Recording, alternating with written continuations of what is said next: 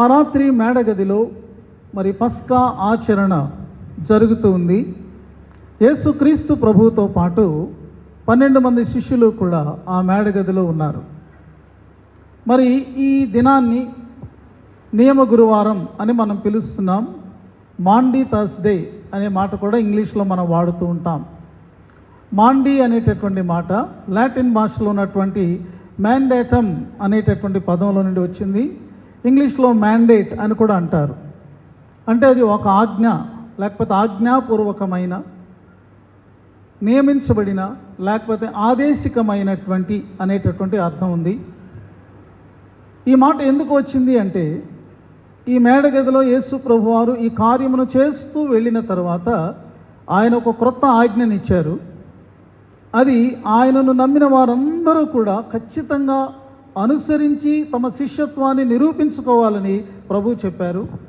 ఆ క్రొత్త ఆజ్ఞ ఏంటంటే, ఆయన మనల్ని ప్రేమించినట్లు మనము కూడా ఒకరినొకరము ప్రేమించుకొనవలెను. కాబట్టి ఈ యొక్క మాటను బట్టి, వచనాన్ని బట్టి ఆదేశిక గురువారము లేకపోతే నియమ గురువారం అనే పేరు ఈరోజు రావడం జరిగింది.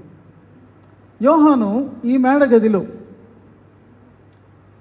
అక్కడ జరుగుతున్నటువంటి సంభవాలను అతడు మనకు తెలియచేయకముందు ఒక ఇంట్రడక్షన్ ఈ అధ్యాయంలో ఆయన ఇచ్చాడు.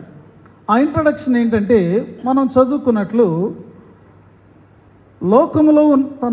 లోకంలోనున్న తన వారిని ప్రేమించి వారిని అంతము వరకు ప్రేమించెను అనేటటువంటి ఒక ఇంట్రడక్షన్ ఇచ్చినట్లు మనం చూస్తున్నాం. యోహానును మనం గమనిస్తే ప్రియమైన వారులారా, తన ప్రభువును దగ్గరగా గమనించినటువంటి వాడుగా ఉన్నాడు. He observed his lord very closely. అంత మాత్రమే కాదు, ఆయన రొమ్మున ఆనుకొని ఉన్నటువంటి వాడుగా ఉంటున్నాడు. ఆయన యొక్క గుండె చప్పుడును విన్నటువంటి వాడుగా యోహాను ఉన్నాడు. అలాంటి వ్యక్తి ఈ మాటలు వ్రాయడం అనేటటువంటిది ఖచ్చితంగా చాలా ప్రాముఖ్యమైనదని మనం తెలుసుకోవాలి. శిష్యులు, యేసు ప్రభువారి శిష్యులు బలహీనులే. అనేక సార్లు వాళ్ళు అవివేకంగా ప్రవర్తించారు. వారిలో ఎన్నో విషయాల్లో అవగాహన లోపం ఉంది. అనేక పర్యాయాలు వారు అల్ప విశ్వాసులుగా ప్రభువు చేత గద్దించబడినటువంటి వారుగా వాళ్ళు ఉన్నారు. అయినప్పటికీ ప్రభు వారిని ప్రేమిస్తూనే ఉన్నారు. In spite of all their weaknesses, Jesus was loving them. అంతేకాదండి, ఈ రాత్రి మేడగదిలో నుండి గెత్సేమనే తోటలోనికి వెళ్ళబోతున్నారు. అక్కడ ప్రభువారు పట్టబడబోతున్నారు. అలా పట్టబడిన సమయంలో ఈ శిష్యులందరూ కూడా భయం చేత వారు చెదిరిపోయేటటువంటి వారుగా ఉన్న ప్రభువుకు ముందే తెలుసు. అయినప్పటికీ కూడా ఆయన వారిని ప్రేమించినట్లుగా మనము చూస్తాము. ఆయన వారిని ప్రేమించి ఈ 13వ అధ్యాయం తర్వాత 14, 15, 16 అధ్యాయాలు ఆయన వారితో మాట్లాడుతూనే ఉన్నారు. తన హృదయంలో ఉన్నటువంటి ఆ యొక్క సంగతులన్నిటిని, తన హృదయాన్ని వారి ముందు ఆయన ఉంచుతున్నట్లుగా మనం గమనించగలం. ఎన్నెన్ని అమూల్యమైన విషయాలు 13, 14, 15, 16 వచనాలు ఉన్నాయో మీరు ఎప్పుడైనా చదివారా? ఇక 17వ అధ్యాయంలోనికి మనం వచ్చినప్పుడు అక్కడ యేసు ప్రభు వారు ప్రార్థన చేశారు తన శిష్యుల కొరకు. మనం దాన్ని గమనిస్తాం. 17వ అధ్యాయంలో వారి కొరకు ప్రార్థన చేసిన తర్వాత, ప్రార్థన ముగిసిన తర్వాత ఆయన లేచి కెద్రోను వాగు దాటి ఒలీవల ఆ యొక్క తోట వైపు ఆయన ప్రయాణమై, గెత్సేమనే తోట వైపు ప్రయాణమైనట్లు మనం చూడగలం. ఇది అంతము వరకు ఆయన చూపుచున్నటువంటి ప్రేమ. దీని అర్థం ఏమిటి అంటే, ప్రేమ యొక్క అంతం ఎక్కడ వరకు ఉన్నదో అక్కడ వరకు ఆయన ప్రేమిస్తూనే ఉన్నాడు. ప్రేమ యొక్క విస్తీర్ణత ఎంతవరకు ఉన్నదో అంతవరకు కూడా ఆయన ప్రేమిస్తూ ఉన్నాడు.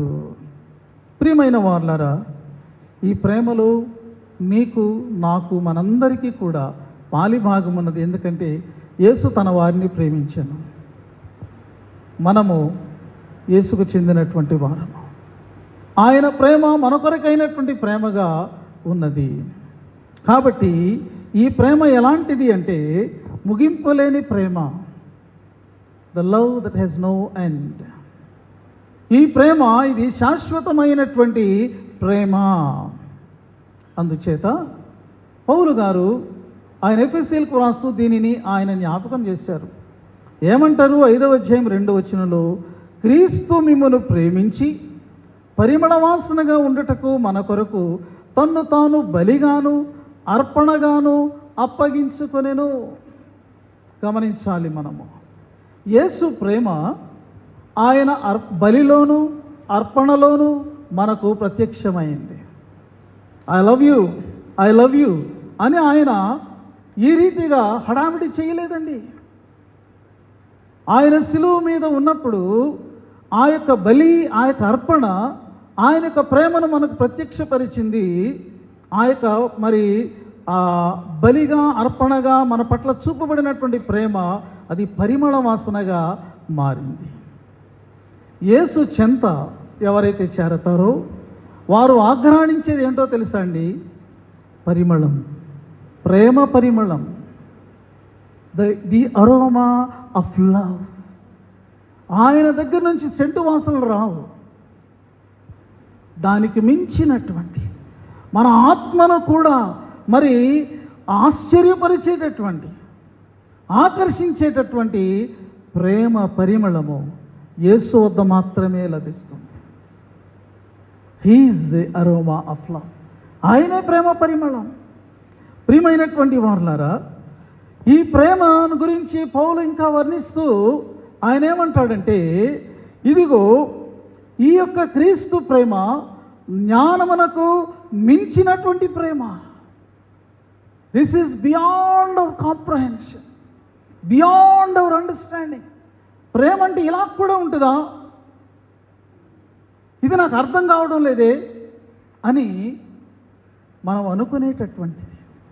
అందుకనే భక్తుడు రాస్తాడు, మహాత్ముడైన నా ప్రభు అనేటటువంటి ఆ యొక్క సంగీతంలో ఆయన ఏం రాస్తాడంటే, వింతైన ప్రేమ, this is a strange love, who can understand this అన్నట్లు ఆయన వ్రాస్తాడు.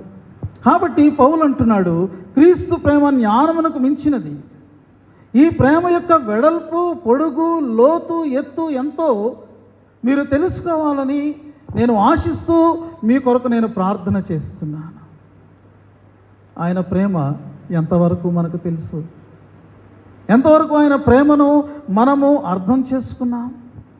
ప్రియమైనటువంటి వారులారా, ప్రభువు మన కోసం చేసిందంతా ఎవరో ఆయనను బలవంత పెడితే చేసింది కాదండి. కంపల్షన్, ఎవరో ఆయనను ఒత్తిడి చేస్తే చేసింది కాదండి. ఇక తప్పనిసరి పరిస్థితుల్లో ఆయన మన కొరకు చేసినటువంటిది కానే కాదండి. యథార్థమైనటువంటి ప్రేమతో ఆయన చేశారు. నిస్వార్థమైనటువంటి ప్రేమతో ఆయన చేశారు.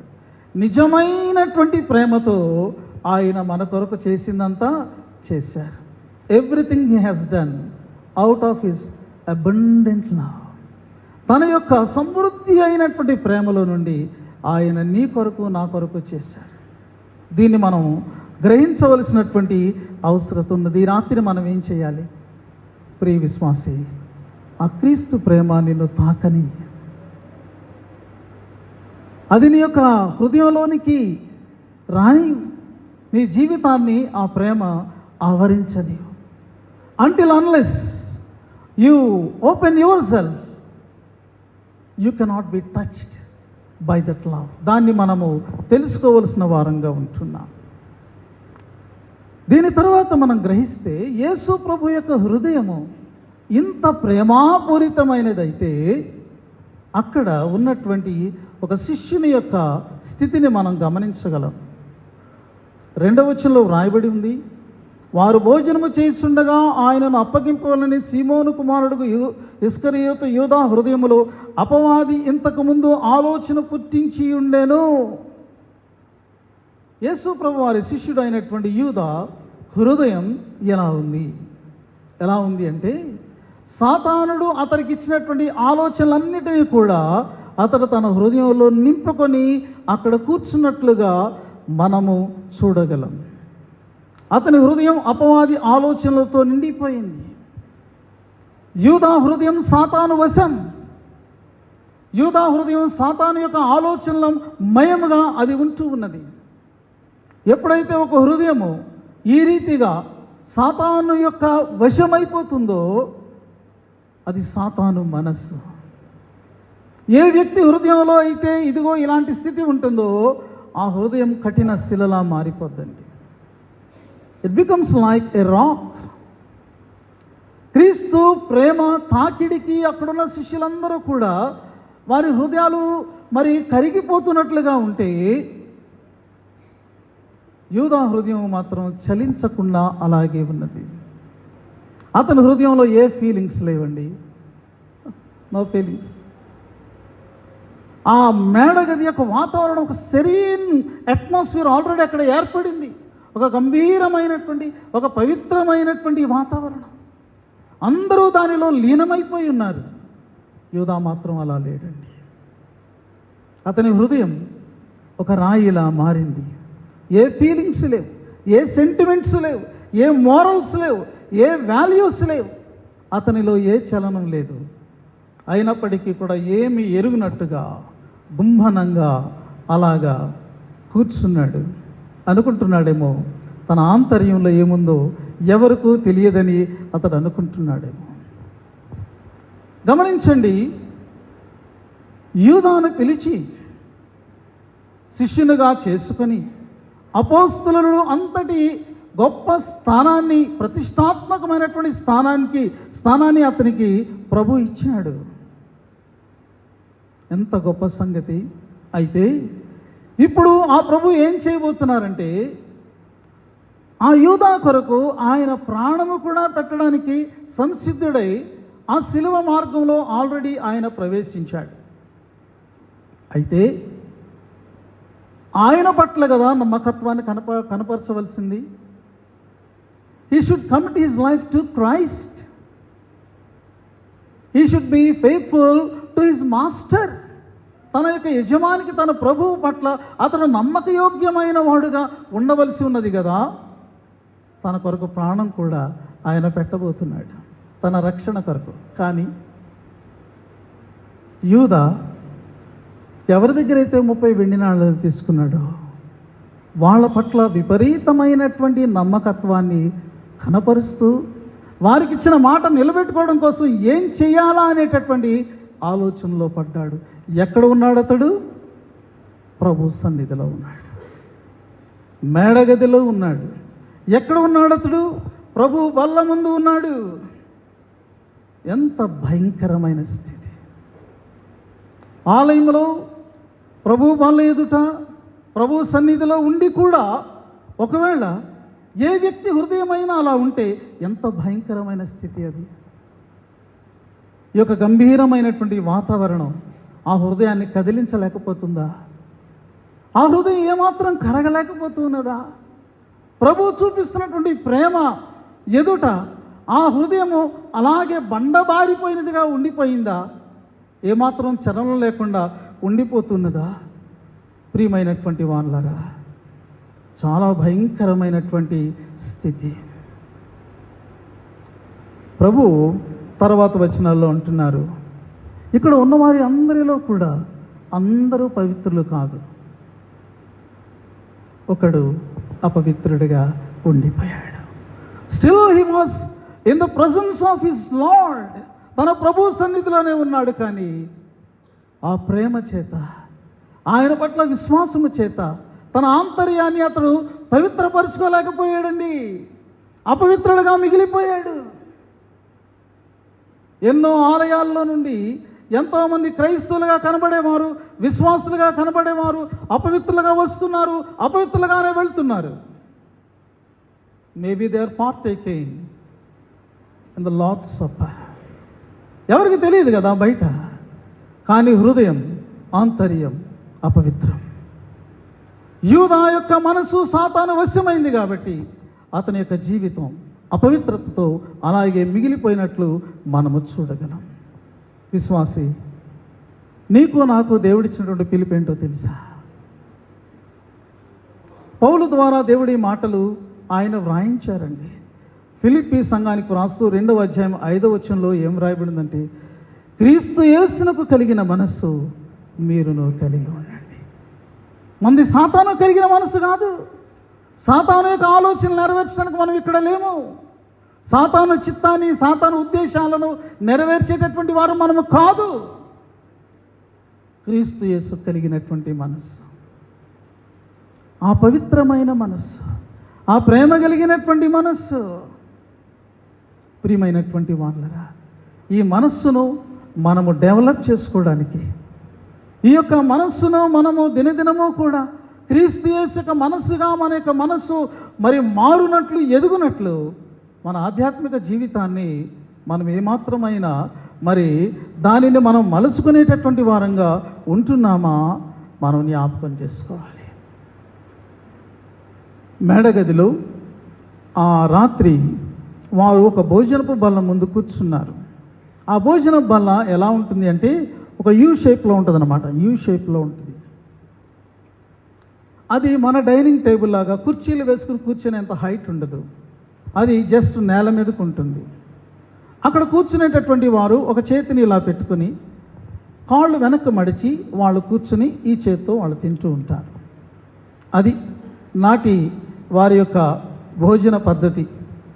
కాబట్టి మరి ఆ మేడగదిలో కూడా అలాంటి బల్లయే ఉంది. పస్కా విందులో వారు మరి తీసుకునేటటువంటి రొట్టె ఉంది, దాని మీద ద్రాక్షారసపు పాత్ర ఉన్నది. అలాగే ఇంకా మరి కొన్ని ఆకుకూరలు, చేదు ఆకుకూరలు ఉన్నాయి. ఇంకా కొన్ని పండ్ల ముద్దలు ఉన్నాయి. వారు పస్కాలో వాడుకునేవన్నీ కూడా అక్కడ ఉన్నాయి. యూదులు నేటికి కూడా మరి పస్కాను ఆచరిస్తారు. వారు దానికి ఒక పేరు పెట్టుకున్నారు. దాన్ని ఏమన్నారంటే సెడెర్ అనేటటువంటి పదం వాడతారు. సెడెర్ అంటే ఏంటంటే ఒక పద్ధతి, ఒక క్రమము, ఆర్డర్ అని అర్థం. అంటే అక్కడ పెట్టగానే వెళ్ళి గప్పుకుని తీసుకుని ఎదుపడితే తినేయరు. ఇది పస్కా విందులో ఒక క్రమం ఉంటుంది.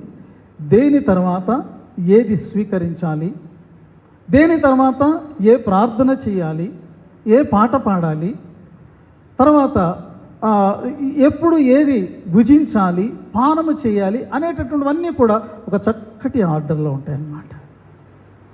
ఆ యొక్క పస్కా విందును మరి ఇనిషియేట్ చేసేటటువంటి వారు ఎవరుంటారంటే ఆ గృహం యొక్క పెద్ద తండ్రి దానిని ఇనిషియేట్ చేస్తాడు. లేకపోతే ఇలాంటి గ్రూప్ ఉన్నట్టయితే వారి యొక్క లీడర్, యజమాని లేకపోతే నాయకుడు దీనిని ఆయన నడిపిస్తాడు. అందులో చాలా ఉన్నాయి. ఒకవేళ మనం దాని గురించి తెలుసుకోవాలన్నట్లయితే అదొక పెద్ద ప్రసంగం అవుతుంది. అయితే ఈ విందు జరుగుతూ ఉండగా విందులో ఒక భాగం ఏంటంటే చేతులు కడుక్కోవడం అనేటటువంటిది ఒక భాగం. అది ఒక సెరిమోనియల్ విధానంలో అది ఉంటుంది. దానిని వాళ్ళు ఏమని పిలుస్తారంటే ఉర్జాబ్స్ అని పిలుస్తారు. ఉంటే మాట నేను చెప్తున్నాను. దాని అర్థం ఏంటంటే కడుగుకొనుట, వాషింగ్ ద హ్యాండ్స్. కొన్నిసార్లు ఏం జరుగుతుందంటే మరి ఎవరైతే దీన్ని ఇనిషియేట్ చేస్తున్నారో ఆ ఫాదర్ కానీ, ఫ్యామిలీ యొక్క ఫాదర్ కానీ, లేకపోతే ఆ లీడర్ కానీ ఆయన లేచి ఆ విందులో కూర్చున్న ప్రతి ఒక్కరి దగ్గరికి వెళ్ళి ఆయన ఒక పళ్ళెం తీసుకుంటారు, ఒక మగ్ లాంటి దాంట్లో వాటర్ తీసుకుంటారు, వాళ్ళ చేతి మీద ఆయన పోస్తారు. అప్పుడు వాళ్ళు చేతిని పైన కింద అటు ఇటు వాళ్ళు కడుక్కుంటారన్నమాట. ఇది ఒక మరి ఇంపార్టెంట్ పార్ట్గా ఈ యొక్క పస్కా విందులో మనం దాన్ని గమనిస్తాం. ప్రియమైన వారులారా, సరిగ్గా ఈ పార్ట్ ఆ విందులో వచ్చేటప్పటికి యేసు ప్రభువారు ఆయన కూర్చున్న స్థలంలో నుండి, భోజన పంక్తిలో నుండి అప్పుడు ఆయన లేచారు. ఆయన లేచి ఒక పళ్ళెము తీసుకొని, నీళ్లు తీసుకొని, ఒక తువాలు తీసుకొని ఆయన దానిని నడుమునకు కట్టుకొని శిష్యుల పాదాలు కడగటానికి ఆయన ప్రారంభించారు. ఇది చాలా ఆశ్చర్యం. ఇలా జరగదు, కానీ ఆ రోజు మేడగదిలో అది జరిగింది. మనము యేసు ప్రభు వారి పరిచర్యలో ఒక సంఘటన మనం జ్ఞాపకం చేసుకుంటే, ఒక పరిసయ్యుని ఇంట ప్రభు భోజనానికి కూర్చున్నారు. అప్పుడు ఒక స్త్రీ అక్కడికి రావడం జరిగింది. ఆమెను చూచి అందరూ ఆమెను గుర్తుపట్టారు. ఆమెను గురించి మనసులో అనుకున్నారు, ఈమె పాపాత్మురాలు అని. అయితే ఆమె తన కన్నీటితో ప్రభు పాదాలను కడిగింది, తన తల వెంట్రుకలతో అయిన పాదాలను తుడిచింది మనకు తెలుసు. అది నిజంగా ఎంతో ఒక స్టన్నింగ్ ఈ ఒక ఈవెంట్గా మనం దాన్ని గమనిస్తాము. అయితే ఆమె ఎందుకు అలా చేసింది అని మనం ఆలోచన చేస్తే, తాను పాపి, ఆమె దాన్ని గ్రహించుకుంది. పశ్చాత్తాపంతో ప్రభు పాదాలను పట్టుకుని ఆమె శరణు వేడుకుంటూ ఉన్నది. అది రీజన్. అందుకనే ఆయన పాదాల దగ్గర ఆమె చేరింది, కడిగింది, తుడిచింది. తన యొక్క చేష్టల ద్వారా, క్రియల ద్వారా, ప్రభువా నీవే నాకు శరణం, ఈ పాపిని ఎవరు క్షమిస్తారు, ఈ పాపిని ఎవరు చేర్చుకుంటారయ్యా అనేటటువంటి భావాలన్నీ కూడా అక్కడ బయటపడ్డాయి. ఆమె అంత చేసినా ప్రభు దానిని ఒక ప్రేమ కార్యంగా ఎంచుకొని ఆయన అన్నారు, ఈమె విస్తారముగా నన్ను ప్రేమించింది కాబట్టి విస్తారమైనటువంటి ఈమె పాపములన్నీ కూడా క్షమించబడ్డాయి అని చెప్పి ఆమెతో కూడా అన్నారు, అమ్మా నీ పాపములు క్షమించబడ్డాయి, నీవు సమాధానము గలదానివై వెళ్ళు అని ప్రభువారు చెప్పారు.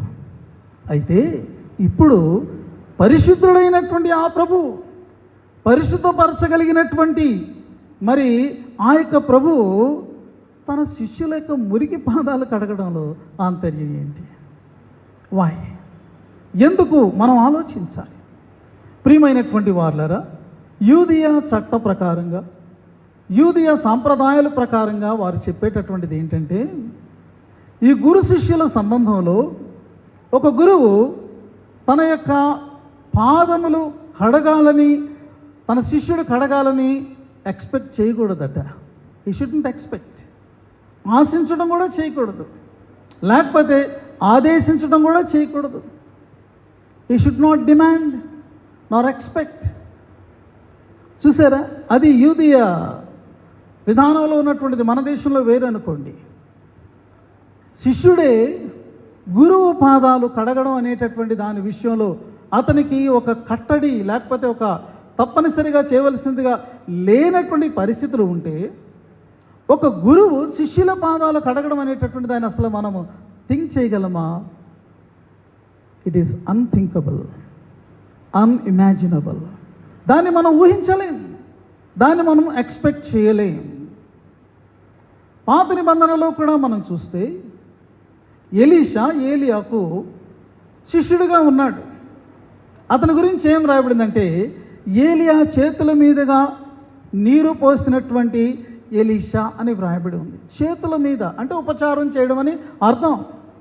ఎలీషా ఏలియా యొక్క శిష్యుడు అని చెప్పడానికి అంతే. అక్కడ కూడా చేతుల వరకే ఉంది. పాత నిబంధనలో కూడా మనం చూసినప్పుడు ఇక్కడ యేసు ప్రభు వారు ఆయన వంగి అని వ్రాయబడి ఉంది. చూడండి, క్రింద కూర్చున్నటువంటి వారి యొక్క పాదములు వెనక మడుచుకుని వాళ్ళు కూర్చుంటే, వాళ్ళ పాదాలను కడగాలి అన్నట్టయితే ఆ కడిగేటటువంటి వ్యక్తి ఏ భంగిమలోనికి రావాలి? అతడు నేల మట్టుకు వంగాలి. ఒక రకంగా చెప్పాలంటే ప్రతి వారి పాదముల దగ్గర మోకరించినట్టుగా ఉండాలి. ఆలోచించండి, ఒకసారి ఆ దృశ్యాన్ని మీ మనసులోకి తెచ్చుకోండి. ప్రభు ఆ శిష్యుని యొక్క మురికి పాదాల దగ్గర ఆయన మోకరించాడు. ఆయన నడుముకు తువ్వాలుంది. ఆయన ఒక చేతిలో పళ్ళెం, ఒక చేతిలో నీరున్నటువంటి పాత్ర ఉన్నది. ఆయన 12 మంది శిష్యుల దగ్గర అలా చేశారు. మనం ఎప్పుడు ఎవరి పాదాలు కడిగి ఉండం. ఒకవేళ ఎప్పుడైనా ఏదైనా కారణాన్ని, ఏదైనా సాంప్రదాయాన్ని బట్టి కడుగుంటే, ఏమో వాళ్ళ పళ్ళెంలో నిలబడితే నీళ్ళు అలా పోసామేమో. 12 మంది పాదాలు కడగడం అంటే ఎంత టైం అది తీసుకుని ఉంటుంది. అతిథుల యొక్క పాదాలను కడిగేటటువంటి పని ఎవరు చేస్తారు అంటే, ఏ గృహంలో అయినా, అది యూదియ గృహం అయినా ఎక్కడైనా కానీ, ఆ ఇంటిలో ఆఖరి స్థాయిలో ఉన్నటువంటి దాసుడు చేసేటటువంటి పని. It was the customary that the lowest servant of the house would wash the feet of the guests. అని వ్రాయబడి ఉంది. యేసు ప్రభు వారు చేస్తున్నటువంటి దాన్ని చూచి శిష్యులందరూ అవాక్కైపోయారండి. అసలు ఏం మాట్లాడాలో వాళ్ళకి తెలియడంలా. ఒక రకంగా చెప్పాలంటే వారి గొంతు పూడుకుపోయింది. ఎందుకంటే యేసు ప్రభు వారు ఆయన ఎందుకు లేచారు, ఏం చేస్తున్నారు వాళ్ళు గ్రహించే లోపలే ఆయన పాదాలు కడగడం మొదలుపెట్టారు. ఒక యూదా మాత్రం అలాగ గుంభనంగా ఏ ఫీలింగ్ లేకుండా రాయిలాగా కూర్చుని ఉన్నాడు. కానీ మిగిలినటువంటి శిష్యులందరి పక్షంగా పేతురును మనం చూస్తే, పేతురు కొద్దిగా తేరుకున్న తర్వాత ప్రభు యొక్క ఈ కార్యం చూసి అతని యొక్క హృదయం ద్రవించిపోయిందండి. అతని హృదయం కరిగిపోయింది. నేను అనుకుంటున్నాను అతను కూర్చుని మాటలు చెప్పరా, ఒక్కసారి కంగారు పడిపోయి లేచిపోయి ఉంటాడని నేను అనుకుంటున్నాను. అతను ఏమంటున్నాడు, ప్రభువా నీవు నా పాదములు కడుగుదువా? ఈ మాట అతడు ఒక సినిమా డైలాగ్ లాగా చెప్పలేదన్నమాట. అతని యొక్క కంఠం వణికుంటుంది నిజంగా. ఆ మాటలు అతనికి హృదయంలోంచి పెళ్ళుబుకుతున్నప్పుడు ఒక దుఃఖపూరితమైనటువంటి స్వరమలాగా వచ్చింటుంది. ప్రభువా నా పాదములు నువ్వు కడుగుదువా? నా స్థాయి ఏంటయ్యా, నీ స్థాయి ఏంటయ్యా? గుర్తు తెచ్చుకోండి, అతని యొక్క వలలు నిండి వలలు పిగిలిపోయి దోణెలు మునిగిపోయి అంత విస్తారమైన చేపలు పడినప్పుడు పేతురు ఎక్కడున్నాడు? అతడు ఆ యొక్క చేపలు చూసుకున్న అబ్బా ఎన్ని చేపలని గొంతులు వేయాలా, ఎక్కడున్నాడు పేతురు అని వెతికితే సీమోను ప్రభు పాదాల దగ్గర ఉన్నాడు. ప్రభువా నేను పాపాత్ముడిని, ఇలాంటి పాపాత్ముడి దగ్గర నువ్వు ఉండడానికి ప్రభువా నేను సరిపోనయ్యా, నువ్వు నా దగ్గర నుంచి వెళ్ళిపో ప్రభువా అన్నాడు. సేమ్ అదే ఫీలింగ్. నా స్థాయి ఏంటి ప్రభువా, నీ స్థాయి ఏంటి? నీ పాద ధూళికి కూడా నేను సరిపోను కదా. అలాంటి నా మురికి పాదాలను నువ్వు తాకటమే కాదు, నీవు వాటిని కడుగుతున్నావు.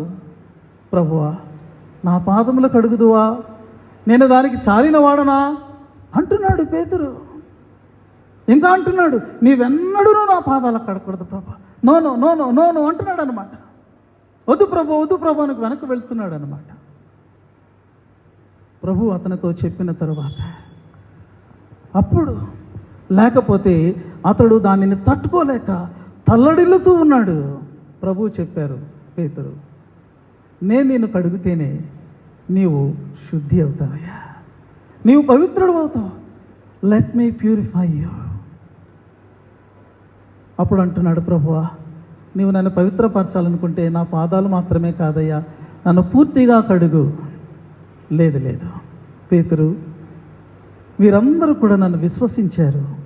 ఎప్పుడైతే నన్ను మీరు విశ్వసించారో, నా కొరకు మీ యొక్క జీవితాలు సమర్పించారు, మీరు ఆల్రెడీ పవిత్రులయ్యారు. You have already become pure. స్నానం చేసిన వాడు పాదాలు కడుక్కుంటే చాలు అని కూడా చెప్పారు. ఇక్కడ యేసు ప్రభువారు వారి పాదాల దగ్గర మోకరిల్లి వారి పాదాలను తాకుతున్నది. It's not for pleading but for purifying. వారిని శుద్ధులుగా చేయటకు, పవిత్రులుగా చేయటకు. ప్రియమైన విశ్వాసే, యేసు నిన్ను పవిత్రపరిస్తే తప్ప నీవు పవిత్రుడు పవిత్రురాలు కాలేవు. There is no other source, there is nobody else. ఎవరు లేరండి, ఆయన మాత్రమే. ఆయన నిన్ను శుద్ధి చేయని, నిన్ను పవిత్రపరచని, కడగని నీ జీవితం ధన్యమవుతుంది. యేసు ప్రభువారు అన్నారు, నేను నీ యొక్క పాదాలు మరి కడగకపోతే, నిన్ను నేను పవిత్రపరచకపోతే నాతో నీకు పాలు లేదు. యేసయ్యతో మనం పాలు పంపులు పొందాలని, ఆయనతో మనం ఉండాలని, ఆయన యొక్క సౌభాగ్యాలన్నిటినీ కూడా, ఆయన మహిమను, ఆయన యొక్క పరలోకపు ఆ యొక్క మహిమను అంతటినీ కూడా మనము కూడా షేర్ చేసుకోవాలని ఆయన పాదముల దగ్గరికి వెళ్ళి ఆయన పాదములను, వారి పాదములను ఆయన కడుగుతూ ఉన్నాడు, వారిని పవిత్రపరుస్తున్నాడు. అంతము వరకు ప్రేమ అంటే ఇది కాదా సంగమా? ఎంత గొప్ప ప్రేమ, ఎంత లోతైనటువంటి ప్రేమ గ్రహించండి. యేసు ప్రభు వారు ఇక్కడ చేసిన దాన్ని ఏమన్నారంటే పారబుల్ ఇన్ యాక్షన్ అని అన్నారు. ఇది క్రియాపూర్వకమైనటువంటి ఉపమానము అని అన్నారు. ఆయన ఉపమానాలు చాలా ఆయన బోధించారు, కానీ ఇక్కడ ఆయన ఉపమానాన్ని చేశారు. ఇక్కడ ఆయన చేసినంతా కూడా దేనికి అది సమపోలికగా ఉంది అంటే, పౌలు ఫిలిప్పీలకు రాస్తూ 2వ అధ్యాయంలో 6 నుండి 11 వచనాల వరకు ఉన్నటువంటి స్టెప్స్ అన్నీ కూడా మనకిక్కడ కనబడతాయి. మొట్టమొదటిది ఏంటంటే, ఆయన భోజన పంక్తిలో నుండి లేచారు. ఇక్కడ అది దేనికి సాదృశ్యంగా ఉందంటే, ఆయన దేవుని యొక్క స్వరూపము కలిగిన వాడై ఉండి కూడా ఆయన దానిని విడిచిపెట్టకూడని భాగ్యమని ఎంచుకొనక ఆయన ఆ యొక్క పరలోకపు సింహాసనం నుండి లేచాడు. రెండవది ఏమిటి అంటే, ఆయన తన పై వస్త్రాన్ని అవతల పెట్టాడు అని వ్రాయబడి ఉంది. ఇక్కడ పరలోకంలో యేసు ధరించింది ఏంటో తెలుసండి, మహిమ వస్త్రం. ఆ మహిమ వస్త్రాన్ని తీసి ఆయన ప్రక్కన పెట్టాడు. మూడవది ఏంటంటే, ఆయన నడుమునకు తువ్వాళ్ళు కట్టుకొని అని వ్రాయబడి ఉన్నది. ఈ నడుమునకు తువ్వాలు కట్టుకొని అనేటటువంటిది ఏంటో తెలుసా, ఆయన మనుష్యుని పోలికగా పుట్టి దాసుని రూపాన్ని ధరించుకున్నాడు. ఆయన దాసుడు. He has become servant for us. నాలుగవది, పళ్ళెములో ఆయన నీళ్లు పోశారు. ఎందుకంటే శుద్ధీకరించటానికి. అది దేన్ని సూచిస్తుందంటే, శిలువ మరణం పొందినంతగా ఆయన తగ్గించుకునేటువంటి విధేయతను సూచిస్తూ ఉన్నది. పళ్ళెంలోని నీళ్లు శిలువలో ఆయన కార్చేటటువంటి రక్తానికి గుర్తుగా ఉన్నాయి. ఆయన యొక్క పరిచర్య అంతా చేసిన తర్వాత మరలా వెళ్ళి పై వస్త్రం వేసుకుని ఆయన భోజన పంక్తిని కూర్చున్నారు. ఇదేని సూచిస్తుందంటే, యేసు తన యొక్క రక్షణ కార్యాన్ని ఆయన సంపూర్తి చేసి తండ్రి యొక్క కుడిపార్శ్వమున ఆయన తిరిగి వెళ్ళి ఆసీనుడయ్యాడు. ప్రియమైన దేవుని బిడ్డలారా, మేడగదిలో యేసు పాద ప్రక్షాళన చేశారు. అదే యేసు కల్వరి శిలువలో మనందరి పాప ప్రక్షాళన చేశారు. మానవ హృదయాన్ని, మానవ స్వభావాన్ని అంతటిని ప్రక్షాళన చేసేటటువంటి ఆయన పవిత్రమైనటువంటి నిష్కళంకమైన గొర్రెపిల్ల వంటి ఆయన రక్తము మన కొరకు ఆయన కార్చారు. కాబట్టి మనము మరి తెలుసుకోవాల్సినటువంటిది ఏమిటి అంటే, ఆయన యొక్క మరి రక్తము మనలను కడుగునట్లుగా మనము కోరుకోవాలి. ఆయన మనలను పవిత్రపరచాలని ఇష్టపడుతున్నారు. ఆ యొక్క పవిత్రత మనము పొందడానికి మనము కోరుకోవాలి. ప్రియమైనటువంటి వాళ్ళరా, ఇది మొట్టమొదటిది. రెండవది, ఉపమాన క్రియలో రెండవది ఏంటి అంటే, యేసు ప్రభువారు పాదములు కడుగుట ద్వారా ఆయన మనందరం ఆయన శిష్యులమై పరిచర్య ధర్మాన్ని నేర్పిస్తున్నారు. ఈ లోకంలోనికి ఆయన పరిచారకుడిగా వచ్చాడు. నేను పరిచర్య చేయించుకోవడానికి రాలేదు, పరిచర్య చేయడానికి వచ్చానని అన్నారు. మనకు కూడా అదే నేర్పిస్తున్నారు. క్రీస్తు పరిచర్య ఎలాంటిది అంటే, ఎంత దిగువ స్థానానికైనా వెళ్ళడానికి తగ్గించుకునేటటువంటి మనస్సు ఉండాలి. పేతురు రాస్తాడు, ఒకని ఎదుట ఒకడు దీన మనస్సు అనేటటువంటి వస్త్రాన్ని ధరించుకోండి. ఒకరి దగ్గర ఒకడు నీకంటే నేను ఎక్కువ అని ఉండకండి. ఒకరి దగ్గర ఒకరు మరి ఒకరి ఎదుట ఒకడు దీనమైన మనస్సు కలిగినటువంటి వారుగా ఉండాలి. If you don't have the quality of humility, you cannot serve. సేవ చేయాలి, దేవుడు అంగీకరించే సేవ చేయాలి, దేవుడు మెచ్చేటటువంటి ఆయనకు ఇంపైనటువంటి సేవగా మన సేవ ఉండాలి అన్నట్టయితే అది దీనత్వంలోంచి పుట్టుకొని వచ్చింది అయ్యి ఉండాలి. If there is no humility, there is no service. Maybe some people think it is service. No, but God doesn't accept it. దీన మనస్సు, నేను సాత్వికుడను, దీన మనస్సు గలవాడును, కాబట్టి నా దగ్గర నేర్చుకోండి అని చెప్పాడు. ప్రియమైన వారులారా, ఇటువంటి పరిచర్య it is neither weakness Nar inferiority. తగ్గించుకుని మనము క్రీస్తు కొరకు ఆయన చెప్పిన విధంలో చేసే పరిచర్య బలహీనత కాదు, లేకపోతే అది ఏదో ఇతరుల కంటే చాలా ఇన్ఫీరియర్గా చేస్తున్నటువంటిది కానే కాదండి. It is the authority and the superior quality. ఎందుకంటే ఇది క్రీస్తు మనకు ఆదేశించారు. నేను మీతో ఉన్నాను, మీరు వెళ్ళండి, పరిచర్య చేయండి అని ఆయన అధికారికంగా మనకు చెప్పాడు. With that authority we are doing this ministry. అది ఎంత చిన్న సేవ అయినా, ఎంత దిగువ స్థాయి సేవ అయినా ప్రభువును బట్టి, that is the authority and this is the superior quality. క్రీస్తు కొరకు ఇలాంటి సేవ చేయడం అనేటటువంటిది ఎంత నాణ్యమైనదో, ఎంత నిక్కచ్చి అయినటువంటిదో. ప్రియమైన వారులారా, యేసు ప్రభు వారు ఈ లోకంలో సేవ చేసినప్పుడు ఆయన ఎంతమంది కన్నీళ్లను తుడిచాడు, ఎంతమంది బంధింపబడినటువంటి వారు, పీడించబడుతున్నటువంటి వారి జీవితాల్లో ఆయన ఆదరణనిచ్చి వారికి విడుదలనిచ్చాడు. రోగముల చేత బాధపడుతున్న ఎంతమందికి ఆయన స్వస్థతనిచ్చాడు. ఆయన ఎక్కడ ఉంటే అక్కడే ప్రజలకు నెమ్మది, సమాధానం, సంతోషం. ఈ పరిచర్య ఈ రీతిగా సాగింది. నీవు నేను ఎక్కడ ఉంటామో అక్కడ సమాధానం ఉండాలి, అక్కడ ప్రజలకు సంతోషం కలగాలి, అక్కడ ప్రజలకు ఆదరణ కలగాలి, అక్కడ ప్రజలకు విడుదల కలగాలి. వారు క్రీస్తు యొక్క ప్రేమ టేస్ట్ని వారు అనుభవించగలగాలి. ఈ యొక్క హంబల్ సర్వీస్ ద్వారానే people will experience the touch of Christ love అనేది మనము తెలుసుకోవాలి. ప్రియమైనటువంటి వారులారా, ఇదిగో ప్రభు వారు ఇవన్నీ చేసిన తర్వాత, ఇవి నేర్పిన తర్వాత ఆయన రొట్టెను విరిచి వారికిచ్చి, నా శరీరం మాత్రమిచ్చి ఇది నా రక్తం అని చెప్పారు. ఈ రాత్రి మనము కూడా ప్రభు బల దగ్గరికి వెళ్తున్నాం. ఇదే ఈ యొక్క ఆరాధనలో చాలా ప్రాముఖ్యమైనటువంటి విషయం అని మనందరూ కూడా తెలుసు.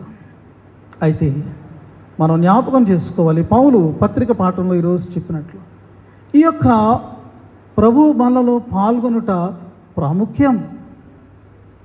It's important. But what is more important, దీనికంటే ప్రాముఖ్యమైనటువంటిది ఏమిటి అంటే మనము యోగ్యమైన స్థితిలో పాల్గొనాలి. యోగ్యమైన స్థితి అంటే ఏంటో తెలుసండి? నీ హృదయంలో దేవునికి ఇంకా అంగీకారం కానటువంటిది ఏదైనా ఉందా? దాన్ని విడిచిపెట్టాలి. నీ హృదయంలో ఎవరి మీదైనా వ్యతిరేకమైన భావం, సులకనైనటువంటి భావం, తప్పు భావం నీ హృదయంలో ఉందా? దాన్ని నువ్వు ప్రభు సన్నిధిలో ఒప్పుకోవాలి, విడిచిపెట్టాలి. సాధ్యమైతే వెళ్ళి వారి దగ్గర సమాధానపడాలి. యోగ్యమైన స్థితి. చాలామంది అదేదో తినడానికి ప్రసాదం అని అన్నట్టుగా ఏ ప్రిపరేషన్ లేకుండా, ఏ థింకింగ్ లేకుండా వాళ్ళు వచ్చేసేటటువంటి వారుగా ఉన్నారు. దేవుని వాక్యం దాన్ని ఒప్పుకోవటం లేదు. దేవుని సేవకునిగా నేను ఆ విషయం మీకు చెప్పాలి.